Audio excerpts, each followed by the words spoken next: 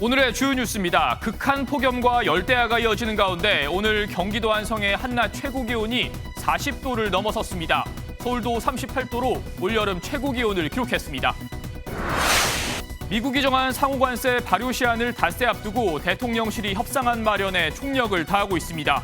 조선업이 핵심 협상 카드로 떠오르고 있어 돌파구가 마련될지 관심입니다. 김건희 특검팀이 윤석열 전 대통령 부부의 공천 개입 의혹과 관련해 국민의힘 윤상현 의원을 불러 조사하고 있습니다.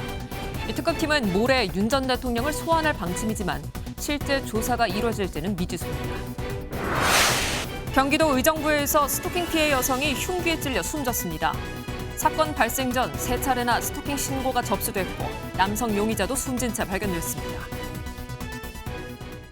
시청자 여러분 안녕하십니까? 단순히 덥다는 말로 형언하기 어려운 하루였습니다. 펄펄 끓는 무더위 속에 경기 안성시는 무려 40.6도까지 올랐고 전국 대부분 지역이 35도를 넘겼습니다. 이번 주 중반은 돼야 더위의 기세가 꺾일 수 있다는데 그때까지 좀 더 참으셔야겠습니다. 첫 소식 한범수 기자가 보도합니다. 전국이 빨갛게 익었습니다. 태백산과 한라산을 제외한 전역에 폭염특보가 내려졌습니다. 38도, 서울은 올 들어 가장 더웠습니다. 다른 지역들도 35도를 넘겼습니다. 여름 피서지 대관령조차 낮 최고 33.2도를 넘겨 역대 가장 무더웠습니다. 94년하고 18년도 여름도 기억하는데 더웠다고 지금 2025년 여름이 더 더운 것 같이 느껴져요. 두 고기압이 한반도 상공에 겹쳐 있는 가운데 뜨거운 남동풍이 열풍기처럼 작용하며 극한의 더위를 만들어내고 있습니다. 북태평양 고기압의 영향으로 최고 체감 온도가 33도 이상으로 올라 무더운 날이 많겠고 열대야가 나타나는 곳이 있겠습니다. 다행히 더위가 꺾일 수 있는 변수가 없는 건 아닙니다. 첫 번째는 오는 30일에 밀려오는 북서풍으로 대륙의 찬 공기가 열기를 다소 식혀줄 수 있다는 관측이 나옵니다. 다음은 동남아 해상에서 발생한 태풍 2개입니다. 각각 중국과 일본을 거쳐 열대 저압부로 약해진 뒤 이번 주 후반쯤 한반도로 이동해 견고한 고기압을 밀어내줄 수 있습니다. 하지만 북서풍과 열대 저압부가 태풍을 이기지 못하고 오히려 지금보다도 심한 더위로 부추길 수 있다는 전망도 나옵니다. 7말 8초 휴가철을 맞아 역대 최악의 폭염이 예상되는 만큼 철저한 대비가 필요합니다. MBN 뉴스 한범수입니다. 끝모를 폭염에 해수욕장과 계곡 등 전국의 피서지는 인파로 북적였습니다. 부산 해운대 해수욕장은 하루에만 약 25만 명이 다녀갈 정도로 물반, 사람 반이었습니다. 보기만 해도 시원해지는 피서 현장을 박상호 기자가 다녀왔습니다.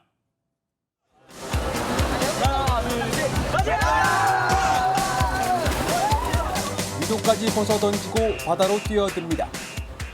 튜브를 타고 넘실대는 파도를 즐기고 친구들과 물장난을 치며 더위를 씻어냅니다. 이곳 해운대 해수욕장에는 일주일째 폭염특보가 발령되면서 연일 피서객들의 발길이 이어지고 있습니다. 어제는 올여름 들어 가장 많은 25만 4천여 명이 다녀갔습니다. 바다 바람 맞으면서 물놀이 하니까 너무 좋고 그래도 그늘 아래에서는 습하지 않아서 너무 시원하고 좋은 것 같아요. 맹렬한 폭염의 기세는 햇볕을 즐기는 태닝족마저 물속으로 뛰어들게 합니다. 태닝하러 왔는데 날씨가 너무 생각보다 뜨거워가지고 지금 바다에 바로 들어가고 싶어요. 여름 축제장도 인파로 북적였습니다. 대형 물대포를 온몸으로 맞으며 더위를 날리고 DJ가 틀어준 음악에 맞춰 신나게 춤을 춥니다. 부모들도 아이들과 함께 물총 싸움을 하며 잠시나마 땀을 식힙니다. 방학이라 집에만 있었는데 아빠가 전기세 많이 나온다고 에어컨 못 틀게 해가지고 여기 왔는데 너무 재밌어요. 전국 유명 계곡과 하천에도 피서객들의 행렬이 이어졌습니다. 전국 주요 고속도로는 평소 휴일보다 많은 488만 대의 차량이 몰려 낮 시간대 정체가 이어졌습니다. MBN 뉴스 박상호입니다. 미국이 예고한 상호관세 적용 시한이 어느덧 닷새 앞으로 다가왔습니다. 조속한 협상 타결을 위해 대통령실의 움직임도 바빠지고 있습니다. 미국이 관심을 보이는 조선업이 협상의 지렛대가 될 수 있을지 관심입니다. 송주영 기자의 보도입니다. 이재명 대통령은 주말 내내 공식 일정 없이 미국과의 관세 협상 상황을 점검하고 있습니다. 대통령께서는 비공개 일정임에도 불구하고 거의 24시간 내내 보고받으시는 상황이다라고 보셔도 무방합니다. 대신 강훈식 비서실장과 김용범 정책실장, 위성락 국가안보실장 주재로 점검 회의가 연일 열렸습니다. 오늘은 매주 일요일마다 열리는 강훈식 비서실장 주재 현안 점검 회의가 개최됐습니다. 어제는 김용범 정책실장과 위성락 안보실장 주재로 범정부 통상 긴급회의가 열렸고 위성락 안보실장 귀국 이튿날인 그제는 강 비서실장 주재 통상 대책회의가 있었습니다. 협상 상황을 공유하고 대책을 마련하는 자리로 정부는 협상 품목에 농산물을 포함하고 조선업 논의도 구체화하기로 했습니다. 농업이나 여러 가지 디지털이나 이런 분야들은 그리오와 여항구 통상교섭본부장의 협상이 계속 이어지고 있습니다. 그 협상 품목 안에는 농산물도 포함되어 있습니다.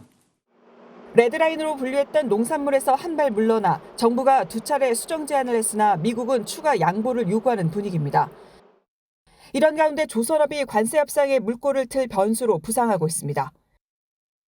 대통령실은 어제 미국 측의 조선 분야에 대한 높은 관심을 확인하고 합의 가능 방안을 만들어 나가기로 했다고 밝혔습니다. 조선업은 미국이 추진하는 제조업 부흥과 중국 경제 전략의 핵심 산업입니다. 이번 주에 구윤철 경제부총리와 조현 외교부 장관이 각각 미국을 방문해 협상을 이어갑니다. 이재명 대통령의 국익 중심 실용외교가 어떤 성적표를 받을지 관심입니다. MBN 뉴스 송주영입니다. 2022년 윤석열 전 대통령의 나토 순방 당시 김건희 여사가 착용한 목걸이입니다. 이 해당 제품이 6천만 원대의 명품이라는 주장과 함께 재산 신고 누락 의혹이 제기됐습니다. 이 그간 김 여사 측은 모조품을 구매한 것이라는 입장이었는데 특검은 그제 김 여사 인척의 집에서 이 목걸이를 찾아냈습니다. 그런데 지난 5월 김 여사 측은 검찰에 해당 제품을 잃어버렸다고 진술한 것으로 확인됐습니다. 이 목걸이를 둘러싼 논란이 커지는 모습입니다. 우종환 기자가 보도합니다. 민중기 특별검사팀은 지난 25일 김건희 여사 오빠 장모 자택을 압수수색하던 중 목걸이 하나를 발견합니다. 6천만 원 상당의 이른바 반클리프 아펠 목걸이로 추정되는데 김 여사가 2022년 나토 순방 당시 찾던 거였습니다. 당시 목걸이가 재산신고 목록에 없었던 점이 논란이 되면서 누구에게 받은 목걸이인지 의혹이 제기됐습니다. 처음 대통령실은 지인에게 빌린 거라고 해명했지만 김 여사는 지난 5월 검찰에 낸 진술서에서 직접 산 모조품이라며 다른 진술을 했습니다. 특검팀이 목걸이를 발견한 걸 두고 김 여사 측은 모조품일 뿐이라며 큰 의미가 없다는 입장을 보였습니다. 하지만 김 여사가 검찰 진술서에 해당 목걸이를 잃어버렸다는 취지로 진술한 사실이 새롭게 드러났습니다. 김 여사 진술 신빙성에 의문이 제기되는 부분입니다. 진품 여부를 떠나 김건희 씨 오빠의 장모 집에서 발견됐다는 사실 자체가 충격입니다.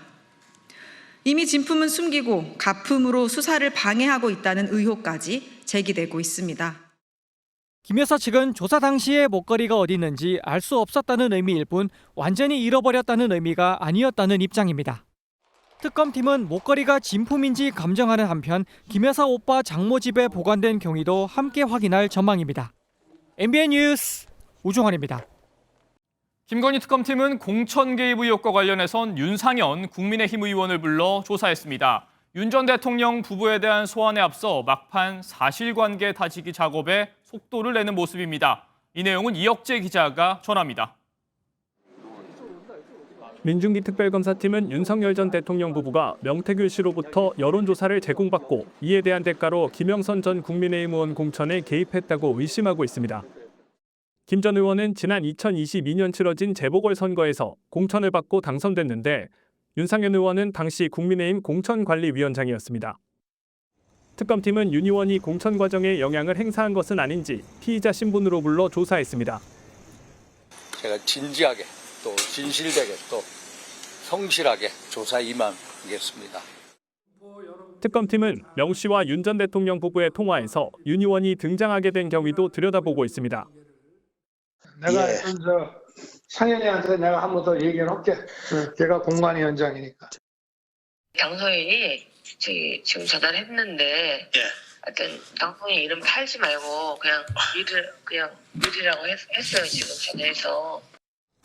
특검팀은 윤 전 대통령이 윤 의원에게 전화를 걸어 김 전 의원 공천과 관련해 부정한 개입이 있었는지 등을 집중 추궁한 것으로 전해졌습니다. 한편 민중기 특검팀은 공천 개입 의혹의 정점인 윤 전 대통령에게 오는 29일 조사를 받으라고 첫 소환을 통보했지만 윤 전 대통령은 건강 악화를 이유로 대면 조사에 응하지 않을 것으로 보입니다. MBN 뉴스 이혁재입니다. 경기도 의정부에서 스토킹 피해로 경찰의 안전 조치를 받던 50대 여성이 일터에서 흉기에 찔려 숨졌습니다. 스토킹 가해자이자 유력한 용의자인 60대 남성은 숨진 채 발견됐습니다. 추성남 기자가 취재했습니다. 경기도 의정부의 한 노인보호센터입니다. 어제 오후 5시 10분쯤 이곳에서 일하던 50대 여성이 흉기에 찔린 채 발견됐습니다. 피해 여성은 곧바로 병원으로 옮겨졌지만 결국 숨졌습니다. 여기 무슨 사건 터졌다고 저는 봤어요.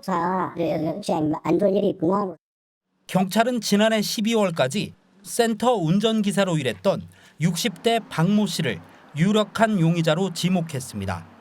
박 씨는 지난해 3월 피해 여성 집에 찾아가는 등 최근까지 스토킹한 것으로 드러났습니다. 특히 지난 20일 현행범으로 체포됐다가 100m 이내 접근 금지와 연락 금지 명령을 받고 석방됐습니다. 스토킹 안전조치 대상자로 등록된 피해 여성은 스마트워치 지급과 안전순찰 등의 조치를 받았습니다. 6월 26일부터 8월 25일까지 스마트워치 지급, 112 시스템 등록, 맞춤형 순찰 등 안전조치 진행 중이었습니다. 다만 사건 당일 스마트워치를 이용한 긴급 신고는 접수되지 않았습니다. 박 씨는 오늘 오전 10시 30분쯤 제 뒤로 보이는 수락산 등산로에서 숨진 채 발견됐습니다. 사건 발생 직후 경찰은 최고 단계 긴급 지령인 코드 제로를 발령해 박 씨를 추적해왔습니다. 경찰은 박 씨 사망과 관계없이 범행 동기를 파악하는 등 수사는 계속 진행하겠다고 밝혔습니다. MBN 뉴스 추성남입니다. 그간 비슷한 소식을 전해드린 것 같은데 스토킹 참극은 또다시 반복됐습니다. 이 사건의 근본적인 원인과 대책은 무엇인지 사회부 손성민 기자와 자세한 얘기 나눠보겠습니다. 네, 손 기자, 앞서 리포트에서도 짧게 언급이 됐지만 이 피해자는 이미 여러 차례 스토킹 피해 신고를 했었죠. 네, 그렇습니다. 피해 여성은 올해 총 3차례 스토킹 피해를 경찰에 신고했습니다. 네. 첫 번째 신고는 3월 14일에 있었습니다. 피의자 A씨가 피해자를 찾아와 행패를 부렸고 경찰은 당시 경고 후 해산 조치를 내렸습니다. 두 번째 신고는 지난 5월 25일이었는데요. A씨가 피해자에게 문자 메시지를 보내 스토킹 경고장이 발부됐습니다. 세 번째는 지난 20일, 사건 발생 엿새 전이었죠. A씨가 피해자 집을 찾아왔고 경찰은 현행범으로 체포했습니다. 네, 세 번째 신고는 불과 일주일 전이었습니다. 그동안의 경찰의 보호 조치는 어땠습니까? 네, 경찰은 지난 6월 26일부터 약 2달 동안 피해자를 스토킹 안전조치 대상자로 지정했습니다. 네. 또 스마트워치를 지급하고 주기적인 순찰을 강화하는 등의 조치도 이루어졌습니다. 특히 지난 20일 A씨 체포 당시 경찰은 긴급 응급조치를 시행해 A씨에게 피해자 주거지 100m 이내 접근 금지와 전기통신수단 이용 금지 명령을 내렸습니다. 네, 이 주거지 접근 금지 같은 조치가 이루어졌지만 범행이 이루어졌습니다. 이 경찰이 취할 수 있는 더 강한 조치는 없었습니까? 네, 더 강력한 조치도 있었습니다. 그래서 경찰은 긴급 응급조치와 함께 잠정조치도 검찰에 신청했습니다. 여기서 제도를 조금 설명해드리자면 긴급 응급조치는 경찰이 직권으로 즉시 발동할 수 있는 조치입니다. 주거지 100m 이내 접근 금지와 전화나 문자 메시지, SNS 등 전기통신수단을 이용한 접근 금지가 포함됩니다. 반면 잠정조치는 검찰이 법원에 청구해야 하고 구금 유치 등 강제력 있는 조치까지 가능합니다. 이 때문에 더 위중하다고 판단되는 사안에 적용되는데요. 이번 사건에서는 이 잠정 조치가 검찰에 의해 기각됐습니다. 네, 검찰이 기각을 했다. 이 기각한 이유는 무엇입니까? 네, 경찰은 브리핑에서 검찰이 지속성과 반복성이 없다는 이유로 잠정 조치를 불청구했다고 밝혔습니다.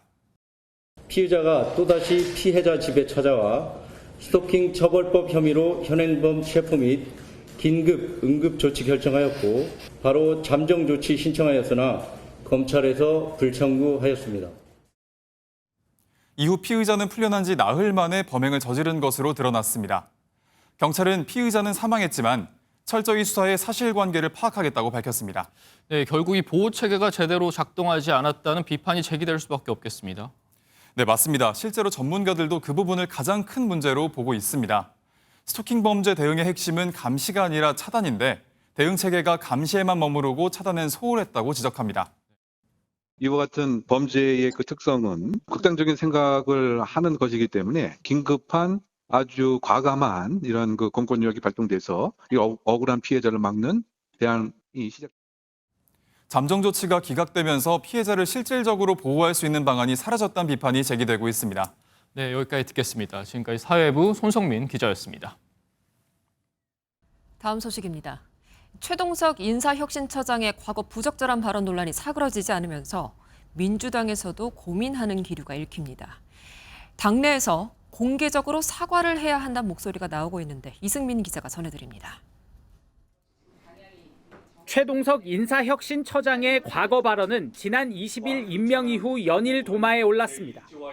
특히 문재인 전 대통령과 내각을 싸잡아 비판한 건 논란에 기름을 부었습니다. 문재인이 오늘날 우리 국민이 겪는 모든 고통의 원천이야. 연일 논란이 이어지자 백승하 민주당 원내 대변인은 공개적으로 최 처장의 사과를 촉구했습니다. 국민의 눈높이에 맞지 않는 과거 부적절한 언행들에 대해서는 진정성 있게 사과해야 한다고 보고 있습니다. 백 대변인은 당의 공식적인 입장은 아니라고 선을 그었지만 당내 기류도 일부 달라지는 분위기입니다. 이미 친문계 핵심인 윤건영 의원은 치욕스럽다고 입장을 내는 등 잡음이 커질 수 있는 만큼 사과로 논란을 매듭지어야 한다는 목소리가 커지는 겁니다. 국민의힘은 연일 공세 수위를 높였습니다. 강선우, 이진숙 장관 후보자에 이은 인사 참사라며 이른바 성남 라인에 의해 인사가 좌우되고 있다고 날을 세웠습니다.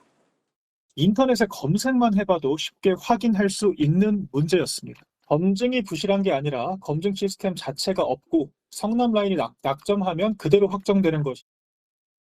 여당 지도부는 신중한 입장을 유지하는 가운데 청문회 전국에서 존재감을 키우려는 야당의 공세는 더욱 거세질 전망입니다. MBN 뉴스 이승민입니다. 네, 정치권의 다채로운 소식 전하는 정치톡톡 시간입니다. 국회팀 이병주 기자 나와 있습니다. 네, 이 기자 첫 번째 주제부터 가보겠습니다.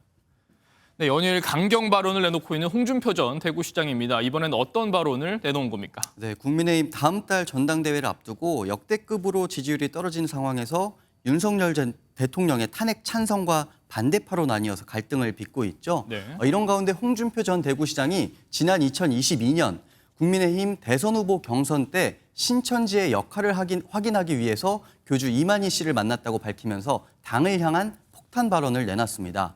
신천지 신도 10여만 명이 책임당원으로 가입해서 윤석열 당시 후보를 도왔는데 검찰총장 시절 코로나 사태 때 신천지 압수수색을 막아준 은혜를 갚기 위해서라고 말했다. 이렇게 주장을 했습니다. 네. 권성동 의원은 전형적인 허위사실 유포라면서 법적 조치 가능성도 내비쳤는데요. 홍 전 시장도 물러나지 않고 본인은 팩트 아니면 말 안 한다 이렇게 받아쳤습니다.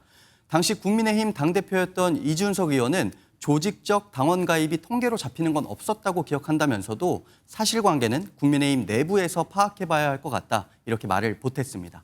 네, 대선이 끝난 지 2달이 다 돼가는데 국민의힘 내용은 끊이지 않는 모습입니다. 조금 전에 이준석 의원 얘기를 해줬는데 이번에 개혁신당 대표로 선출이 됐다고요? 네, 맞습니다. 개혁신당은 오늘 오후 국회에서 전당대회를 열고 이준석 의원을 새 대표로 선출했습니다. 네. 단독 출마한 이 의원은 당선 요건인 30% 찬성률을 훨씬 뛰어넘는 98.22% 지지를 얻었습니다.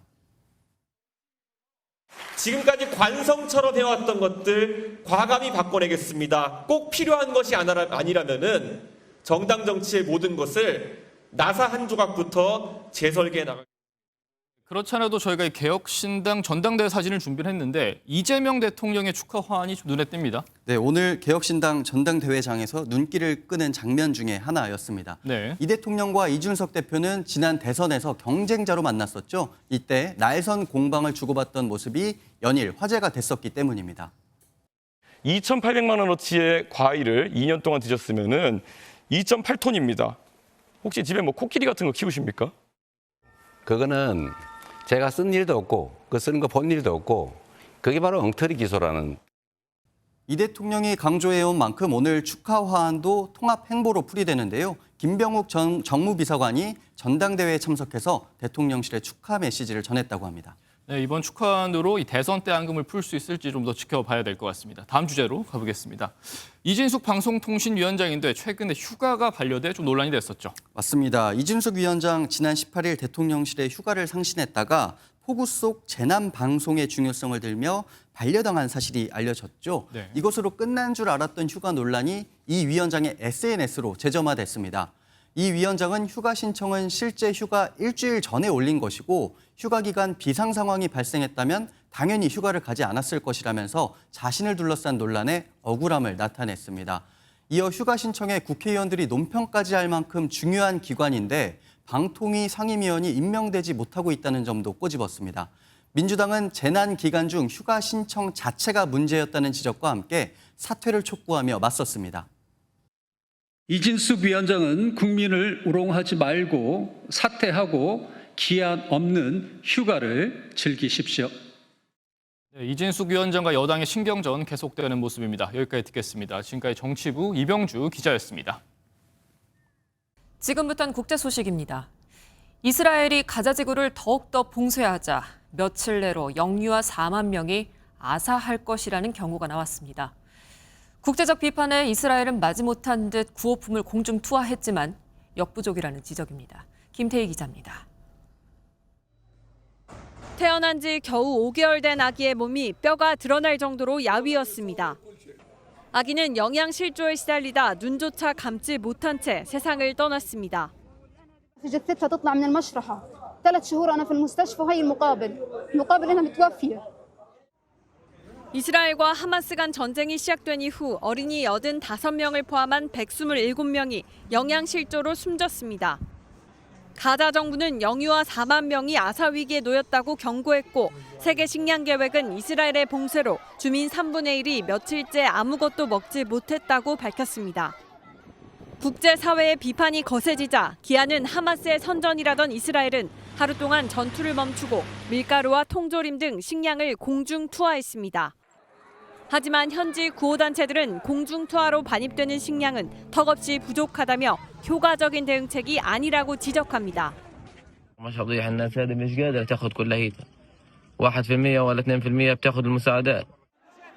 국제사회는 이스라엘의 조치가 무의미한 쇼에 불과하다며 굶주려 숨지는 현실을 가릴 수 없다고 비판하고 있습니다. MBN 뉴스 김태희입니다. 영유권 분쟁에서 비롯된 태국과 캄보디아 간의 무력 충돌이 사상자를 대거 내는 수준으로 확대되고 있습니다. 이제 휴가철이라 우리 관광객들의 주의가 필요한 상황인데요.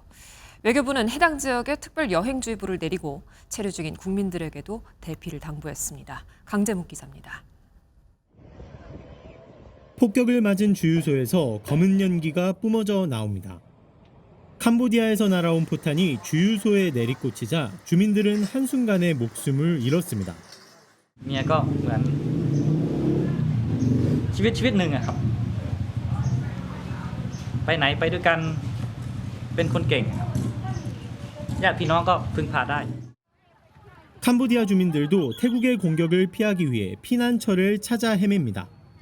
태국과 캄보디아의 무력 충돌이 지난 24일부터 이어지면서 군인과 민간인 등 총 30여 명이 숨지고 130여 명이 다쳤습니다. 양측이 국경 지역에 계엄령을 발령한 만큼 추가 인명 피해 또한 예상되는 상황입니다. 교전이 길어지면서 태국, 캄보디아 양국과 관세 협상을 벌이고 있던 트럼프 미국 대통령도 직접 중재에 나섰습니다. 트럼프 대통령은 우연히도 현재 두 국가와 무역 협상을 진행 중이라며 휴전 중재를 위해 태국, 캄보디아 정상과 통화를 나눴다고 밝혔습니다. ประธานดีอยากเห็นการ หยุดยิงอยากเห็นการเกิดสันติภาพขึ้นในพื้นที่นะครับผมก็ยืนยันว่าตรงนี้เราทำมาตลอดแต่ว่า ជាការឆ្លើយតបសម្ដេចមហាបវរធិបតីនាយករដ្ឋមន្ត្រីលោកបានបញ្ជាក់យ៉ាងច្បាស់ជាមួយនឹងឯកឧត្តមប្រធានាធិបតី Donald Trump 우리 정부는 5개 접경 지역에 대한 여행 경보를 2단계에서 특별 여행주의보로 상향시키며 현재 체류 중인 국민들 또한 안전한 지역으로 이동해달라고 당부했습니다. MBN 뉴스 강재묵입니다. 여기 세상에서 가장 일찍 태어난 아기가 있습니다. 엄마 뱃속에서 40주를 머물러야 하는데 단 21주 만에 사과 하나 무게인 285g으로 태어난 아기입니다. 생존조차 하기 어려웠던 이 아이가 이제 1살 생일을 맞이했다고 합니다. 전 세계 사람들의 축하를 받고 이제 건강하게 자라면 좋겠습니다. 권영봉 기자입니다. 성인 손바닥만 한 갓난아기가 산소호흡기를 단 채 누워 있습니다. 지난해 7월 5일 미국 아이오와주에서 태어난 내시키는 임신 21주 만에 태어났습니다. 평균 임신 기간 40주를 채우지 못하고 예정일보다 133일 일찍 태어난 내시는 몸무게가 285g이었고 키도 24cm에 불과했습니다. 출생 직후 곧바로 집중 치료실로 옮겨진 내시는 생후 3주가 지나서야 엄마 품에 안길 수 있었습니다. 6개월 동안 병원 치료를 받은 내시는 지난 1월 집으로 돌아갈 수 있었고 마침내 첫 생일을 맞았습니다. The whole experience has taught me that like the true meaning of strength and resilience. These tiny babies are so strong and so resilient. 희박한 생존 확률을 뚫고 무사히 돌을 맞은 내시는 세계에서 가장 일찍 태어난 뒤 생존한 신생아로 기네스 기록에 공식 등재됐습니다. 이전 기록 보유자였던 커티스 G. 키스민스와 단 하루 차입니다. 내시는 여전히 산소호흡기와 위장관 튜브, 보청기를 사용하며 치료 중이지만 건강 상태는 갈수록 호전되고 있습니다. 진료를 맡은 담당 의사는 이 아기가 단순한 기록 보유자를 넘어 조사나 치료의 새로운 이정표가 될 살아있는 역사라고 전했습니다. MBN 뉴스 권용범입니다. 사건 사고 소식 모았습니다.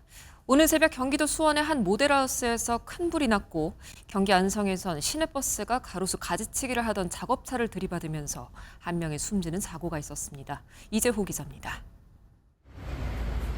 시뻘건 화염이 하늘 높이 치솟고 커다란 불똥이 뚝뚝 떨어집니다. 오늘 새벽 0시 10분쯤 경기도 수원에 있는 한 아파트 모델하우스에서 큰 불이 났습니다. 많이 심각했어요. 터지는 소리도 많이 나고 아예 이제 잔해들이 많이 날라오고. 다행히 인명피해는 없었지만 3층 건물 전체가 타는 열기 때문에 주변 차량 통제가 이뤄지기도 했습니다. 소방당국은 관할 소방서 인력과 장비를 모두 투입하는 대응 1단계를 발령해 3시간 만에 불길을 잡았습니다. 불이 난 건물은 지난 21일부터 철거 작업이 진행 중이었는데 경찰은 방화 등 여러 가능성을 열어두고 수사를 하고 있습니다. 새벽 2시 반쯤에는 경기도 파주의 한 소파 제조 공장에서 원인을 알 수 없는 불이 나 한 명이 숨졌습니다. 소방당국은 화재 원인과 사망자의 신원을 조사하고 있습니다. 오전 8시 15분쯤 경기도 안성에서는 시내버스가 갓길에 있던 고소작업차를 들이받았습니다. 이 사고로 차량 위에 있던 작업자 2명이 아래로 떨어져 1명이 숨지고 1명이 크게 다쳤습니다. 경찰은 정확한 사건 경위를 조사하고 있습니다. MBN 뉴스 이조입니다. 근로자들의 잇따른 사망 사고에 비판을 받아온 SPC그룹이 사고의 원인으로 꼽혔던 장시간 야간 근로를 없애기로 했습니다. 이재명 대통령이 직접 근무 환경을 질책하고 이틀 만에 나온 대책입니다. 정혜린 기자입니다. SPC그룹이 생산직 근로자들의 야근을 8시간 이내로 제한하겠다고 발표했습니다. 지난 5월 SPC 삼립 시화 공장에서 50대 작업자가 끼어 숨지는 사고가 발생한 지 약 2달 만에 나온 대책입니다. 대책 발표에 앞서 그제 이재명 대통령이 직접 해당 공장에 방문해 과도한 근무 시간을 지적하기도 했습니다. 일주일에 4일을 밤 7시부터 새벽 7시까지 풀로 12시간씩 사람이 일을 한다는 게 가능한 일인지 저는 좀 의문이 되는데. 특히 SPC그룹 계열사 공장에서는 지난 2022년과 2023년에도 유사한 사고가 발생했는데 모두 새벽 시간대였습니다. 이에 SPC그룹은 필수적인 품목 외에 야간 생산을 최대한 없애 공장 가동 시간을 축소하겠다고 밝혔습니다. 또 인력을 확충하고 생산량을 조정하는 등 생산 구조를 완전히 바꾸는 방안을 마련해 10월 1일부터 시행하겠다는 입장을 내놨습니다. 다만 일각에서는 생산직 노동자들의 상당수가 초과 노동수당 등에 의존할 수밖에 없는 만큼 소득이 감소할 수 있는 문제를 함께 해결해야 한다는 지적이 나옵니다. 초과노동 감소에 따른 소득 감소의 문제를 해결하는 대책까지 포함해야지 완벽한 대책이 될 수 있습니다. 이에 대해 SPC 측은 노동조합과 협의해 근로자들의 안전과 처우를 균형 있게 충족시킬 수 있도록 대안을 마련하겠다고 답했습니다. MBN 뉴스 정예린입니다. 사람 잡는 폭염이라 할지라도 생계를 위해서는 밖을 나서야 하죠. 그래서 폐지를 줍는 어르신들은 낮 시간을 피해서 새벽에 도로로 나섭니다. 폭염은 비껴나도 새벽 시간 차량 사고 위험에는 고스란히 노출돼서 문제인데요. 저희 정혜진 기자가 그 현장을 따라가 봤습니다. 어둠이 거치지 않은 이른 새벽, 서울 제기동의 한 재래시장에 손수레를 끌고 나온 노인이 폐지를 줍습니다. 열대야로 조금만 걸어도 땀이 나지만 아침 8시가 넘어가면 온도계 수치가 30도를 웃돌아 동이 트기 전에 일터로 나왔습니다. 날이 더워가지고 보통 이때 나와요. 5시 집 출발해요. 그래서 잠깐 하고 집 들어가고. 일하는 시간이 줄어든 탓에 하루 수입은 단돈 몇천 원이 전부지만 손수레를 끄는 노인은 차도로만 다녀야 해 교통사고 위험이 매우 큽니다. 새벽 시간대는 운전자의 시야 확보가 어렵기 때문입니다. 취재진도 동행해보니 차량이 손수레를 아슬아슬하게 비켜가는 상황이 잇따랐습니다. 빈수레도 무게가 97kg이나 되는데 폐지까지 잔뜩 싣고 나면 뒤에서 차량이 다가와도 급하게 피하기 어렵습니다. 비슷한 시간 다른 곳에서도 갓길로 손수레를 끌고 가는 노인들을 어렵지 않게 볼 수 있었습니다. 위험한 상황에 있었죠. 접촉사고도 많이 났고 여러 번 버스하고 부딪힌 적이 있었어요. 봤는데 멈추질 않아가지고. 실제로 새벽에 폐지를 실은 손수레를 끌다 노인들이 차량에 치여 숨지는 사고는 매년 끊이지 않고 있습니다. 폐지 수거 노인 약 1,000명을 대상으로 한 조사에서 교통사고를 경험한 노인은 65명으로 77.2%가 자동차 사고였습니다. 폐지 줍는 노인들의 교통사고를 막기 위해 형광색 안전조끼 등 안전장구 보급과 야간 운전자들의 각별한 주의가 필요해 보입니다. MBN 뉴스 정혜진입니다. 국내 4대 금융그룹이 올 상반기 사상 최대 실적을 낸 가운데 내일 금융당국이 간담회를 엽니다. 얼마 전 이재명 대통령이 이자놀이에만 매달리지 말고 투자 확대를 하라고 경고한 데 따른 후속 조치입니다. 이승훈 기자입니다. 경기 과천에 사는 30대 박모 씨는 올해 초 집을 사면서 금융권의 주택담보대출을 받았습니다. 30년생 입장에서 돈이 부족하다 보니까 3판 후반대 이제 대출을 받았고요. 이번 상반기 박 씨처럼 부동산을 산 이들은 크게 늘었는데 그 결과 주담대도 덩달아 급증했습니다. 가계 대출 총량도 늘었는데 지난 1월 734조 원이었던 5대 은행 대출 잔액은 지난 6월 755조 원까지 늘어났습니다. 지난해 하반기부터 이어진 금리 인하 기조에 은행 실적이 줄어들 것이란 전망이었지만 막상 뚜껑을 열어보니 4대 은행의 이자 이익만 21조 원을 넘긴 것으로 파악됐습니다. 실제 올해 상반기 4대 금융그룹은 10조 원이 넘는 순이익을 냈는데 이는 역대 최대급 실적입니다. 비상계엄과 탄핵 정국으로 경기 침체가 이어지는 가운데 은행권은 역대급 실적이 이어지자 이재명 대통령은 경고장을 날렸습니다. 손쉬운 주택담보대출 같은 이자놀이, 이자 수익에 매달릴 게 아니라 투자 확대에도 신경을 써주시기 바랍니다. 대통령의 지시에 금융당국은 당장 내일 금융권 간담회를 여는데 주택담보대출 이율 조정과 기업금융 확대 등의 논의가 이어질 것으로 보입니다. 하지만 일부 금융권에서는 정책으로 인한 대출 증가를 은행에 전가한다는 비판도 나옵니다. MBN 뉴스 이승훈입니다. 햄버거의 본고장, 미국의 유명 버거 브랜드들이 우리나라에 잇따라 진출했던 때가 있습니다. 그 성적이 드러나고 있는데 우리 K버거 브랜드의 판정승으로 보입니다. 어떤 차이가 부른 결과인지 정설민 기자가 알아봤습니다. 미국 3대 햄버거로 불리는 한 곳의 국내 1호 매장입니다. 2년 전 문을 열 당시 5시간 줄을 서야 먹을 수 있었지만 이제는 한적한 모습입니다.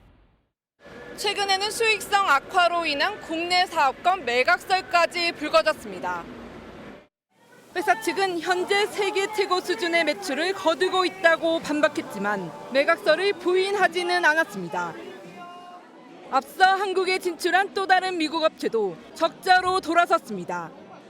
고물가에 상대적으로 비싼 가격에 팔리다 보니 소비자들의 외면을 받고 있는 겁니다. 반면 토종 햄버거 업체들은 가성비를 앞세워 급성장하고 있습니다.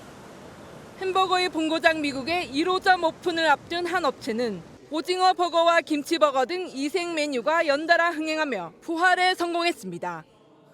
미국식 햄버거도 좋지만 여기는 좀 더 한국스러운 맛을 좀 표현하려고 하는 것 같아서 좀 자주 이용하는 것 같습니다. 지난해 일본에 진출한 다른 업체는 현지 소비자들의 입맛에 맞춘 메뉴를 선보이며 1년 만에 70만 명이 방문할 정도로 인기가 뜨겁습니다. 새로운 맛을 출시하고 그다음에 소비자 반응을 봐가지고 그런데 미국을 기초로 한 프랜차이즈 같은 경우에는 메뉴의 변화 없이 그대로 가는 측면이 이제 소비자 입장에서는 좀 지루하다. 차별화된 맛과 저렴한 가격을 앞세운 K버거가 세계인의 입맛까지 사로잡을지 주목됩니다. MBN 뉴스 정설민입니다. 이재명 정부가 부자 감세를 원상 복구하는 내용의 세제 개편안을 사실상 확정한 것으로 알려졌습니다. 법인세 최고 세율은 24%에서 25%로 다시 높이고 증시 활성화를 위한 배당소득 분리과세 역시 부자 감세 논란을 최소화하는 쪽으로 설계될 것으로 보입니다. 올여름 가장 극심한 폭염이 절정에 달했습니다. 전국이 폭염 경보로 뒤덮이면서 그야말로 펄펄 끓었습니다. 오늘 서울 낮 최고 기온은 38도를 기록하면서 올여름 들어서 가장 더웠고요. 비공식 기록이지만 경기도 광주시 태촌면은 41.7도를 기록했습니다. 낮 동안의 열기가 고스란히 밤더위로 이어집니다. 오늘 밤 사이에도 서울은 28도로 열대야가 나타나겠고요. 오늘 한 주 동안에도 낮 동안에는 폭염이, 밤 사이에는 열대야가 계속되겠습니다. 내일 경기와 충남 지역에는 5에서 30mm의 소나기가 오는 곳이 있겠습니다. 내일까지 제주도에는 5mm 안팎의 비가 계속되겠습니다. 내일 전국 하늘 대체로 맑겠습니다. 밤사이 대부분 지역에는 열대야가 나타나면서 후텁지근하겠습니다. 낮 동안에는 서울이 37도, 대전은 36도까지 오르겠고요. 남부지방 낮 기온도 전주가 37도, 대구 35도로 덥겠습니다. 오는 주말은 돼서야 한낮 35도를 웃도는 극심한 폭염이 누그러지겠지만 그래도 여전히 덥겠습니다. 날씨였습니다.